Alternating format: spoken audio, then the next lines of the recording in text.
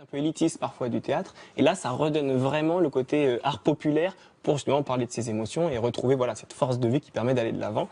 Et donc j'ai trouvé ça également, en fait ce type d'initiative ça existe en France. Et donc ça c'est dans une initiative à Sevran qui va permettre d'amener le théâtre à la maison, en fait, le théâtre de la Poudrerie qui présente des compagnies qui viennent jouer chez vous. À ceux qui ne vont jamais au théâtre. Ceux qui ne vont jamais au Dans l'appartement, dans la maison. Dans l'appartement, et ben plutôt que de vous en parler, on peut regarder le sujet.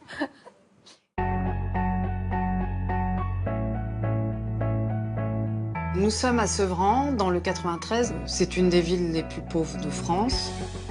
80% de la population en France ne va pas au théâtre. Ici, nous sommes dans des seuils plus élevés.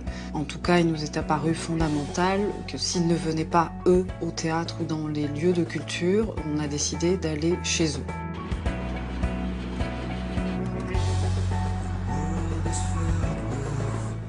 Donc on a créé ce système de théâtre à domicile. Salut. On travaille avec des artistes très reconnus qui adaptent leur création vraiment pour l'écrin qui est celui du domicile. Bonjour Valérie. Bonjour. Bonjour. Tu vas bien? Oui, ça va et toi? Je te présente Cédric et Bruno. Bonjour.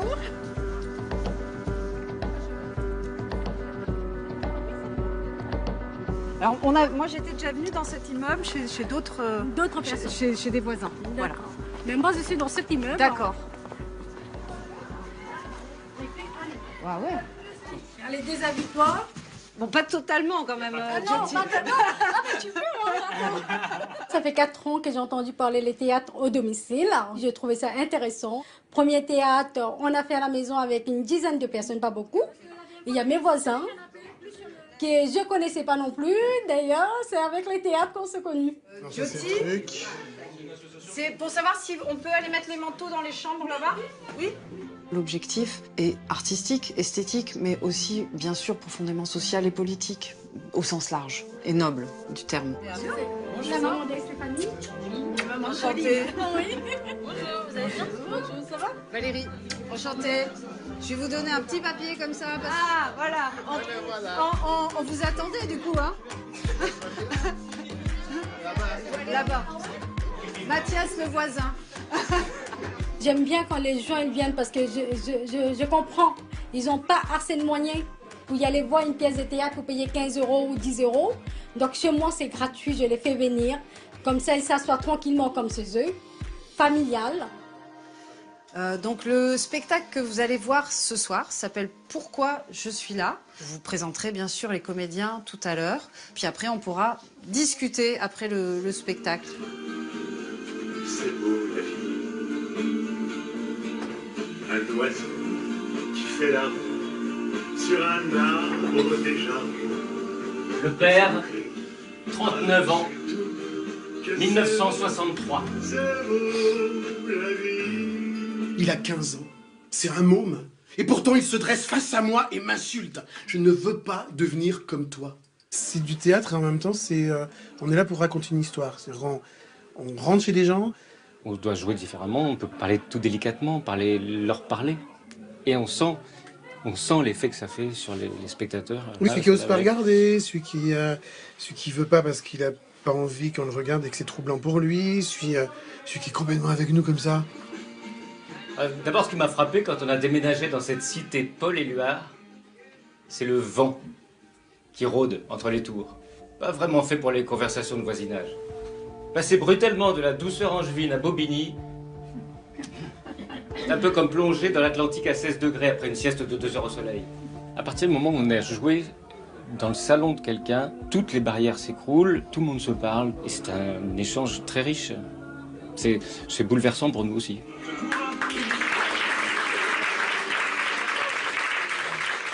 Donc, la parole est à vous. Moi, j'ai été émue aux larmes, vraiment. On voit les comédiens très près dans le théâtre à domicile, c'est forcé, parce qu'ils jouent dans un intérieur.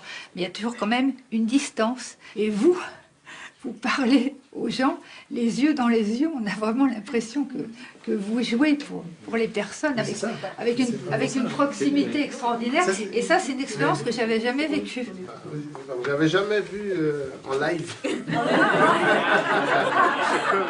Ça, il faut le dire. Hein. que moi, la dernière fois que j'ai vu le théâtre, c'était à l'école. Et ça... C'était hier. Voilà, c'était hier. Et voilà, ça touche un peu, quoi.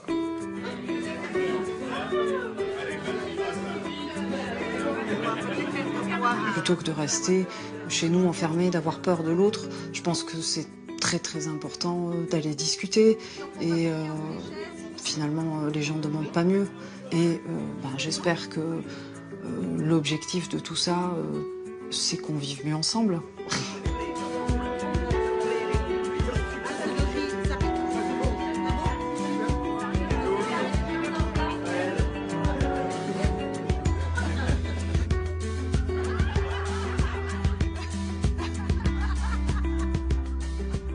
Magnifique reportage de Rita Schreiby.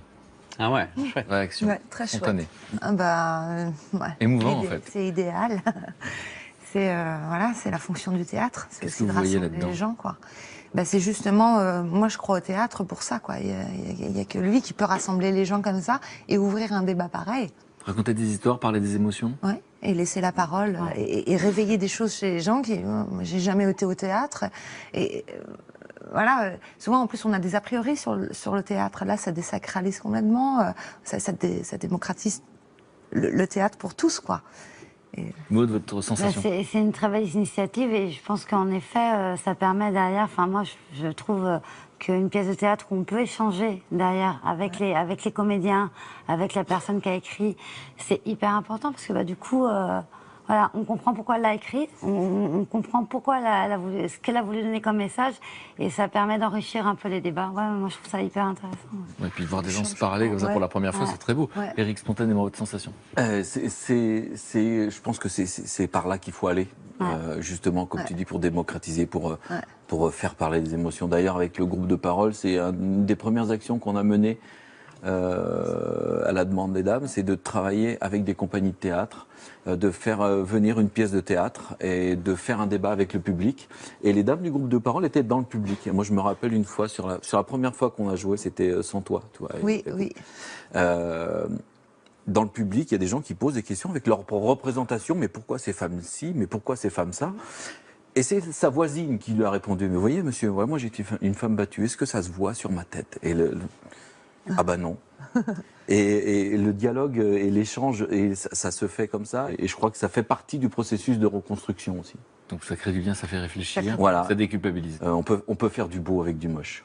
On peut être accessible et exigeant. Ouais. Là, ça va encore plus loin en fait, parce que la pièce, il y a donc une compagnie qui vient et qui va interviewer les différents habitants pour voir de quoi vous avez envie de parler, c'est quoi les sujets qui vous touchent en fait. Ils écrivent la pièce. Exactement. En fonction. Voilà, c'est pour ça. Donc c'est pour ça que ça touche. Et en fait, l'idée c'est 1 heure de théâtre et après laisser vraiment la place pour le débat, que cette société nous a construit comme des atomes, en fait. On se sent très atomisés et on n'a plus de lieu pour se rassembler, pour voir quels sont ce qui nous rassemble. Parce que souvent, on excite un peu ce qui divise les gens, on fragmente beaucoup, alors que ça rassemble autour de l'universel. J'ai des émotions, qu'est-ce que je ressens? Si j'en parle à mon voisin, là, c'était intéressant. Là, c'était sur un non-dit entre père-fils et qui a posé la question, en fait, de dire, oui, mon père m'a jamais dit je t'aime. Je sais pas ici, là, qui a eu un papa qui lui dit je t'aime ou pas, mais en fait, ça construit beaucoup la personnalité. Tu as dit je t'aime ton père? Moi, ouais. Vous? Oh, moi aussi, plein. Moi aussi. Et en fait, c'est symptomatique. Il n'y a plus d'endroit pour parler de ça, de ce qu'on ressent. Et le théâtre, ce truc-là, ils sont vraiment à 1 mètre, en fait, d'ouvrir ça. Ils se rendent compte, de la sagesse des gens, de verbaliser aussi leurs problématiques. Ils ne se sentent pas tout seuls. Ils sentent qu'ils sont tous très nombreux à penser comme ils pensent. Et de ça ouvre, en fait, quelque chose. Et là où, des fois, il y a de la colère, de la frustration, le fait juste de l'exprimer, ça libère de l'espace pour quelque chose de beaucoup plus créatif et de plus productif, entre guillemets. Donc, c'est vraiment plus que juste aller faire du théâtre. Bon, cette compagnie, en tout cas, ils sont formidables, tous très attachants. Ça s'appelle La Poudrerie. Le théâtre de la Poudrerie. Ok, et ils font d'autres. Donc ils en font beaucoup. Il y a 12 compagnies qui sont sous ce théâtre-là. Il y a des comédiens très célèbres qui participent à cette compagnie. Même eux, ça leur donnait une source d'inspiration très forte. Et donc certaines pièces sont jouées à Paris et d'autres partent même à l'étranger maintenant. Donc ça vraiment, et avec des acteurs qui sont issus de ces quartiers-là. Et la personne dit c'est gratuit. Alors c'est financé par qui? Alors c'est financé par la mairie de Sevran qui a été à l'initiative de ça, 50%. félicite la mairie de Sceaux. Voilà. Et en même temps par le Conseil général, la région, qui se rendent compte que c'est vraiment un outil extraordinaire pour pallier à toutes ces problématiques, parce que les gens, il y a 100 nationalités, par exemple à Sevran. Donc comment, quand on est à 100 nationalités différentes, dans des situations de précarité, on arrive à recréer du lien, à lâcher les préjugés pour voir qu'est-ce qui nous rassemble plutôt que ce qui nous divise. Et il y a 5 autres compagnies qui font ça en France, et la demande explose. Eux, ils ont pu toucher 5000 personnes, et ils ont joué chez 240 habitants différents. J'ai envie qu'on les applaudisse.